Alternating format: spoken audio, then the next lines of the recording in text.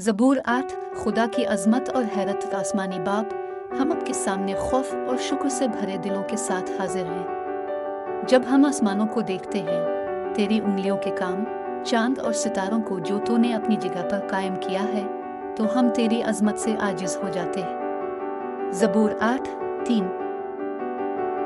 हम कौन हैं कि ताव हमारा ख्याल रखता है? हम कौन हैं कि आपको हमारी परवाह है?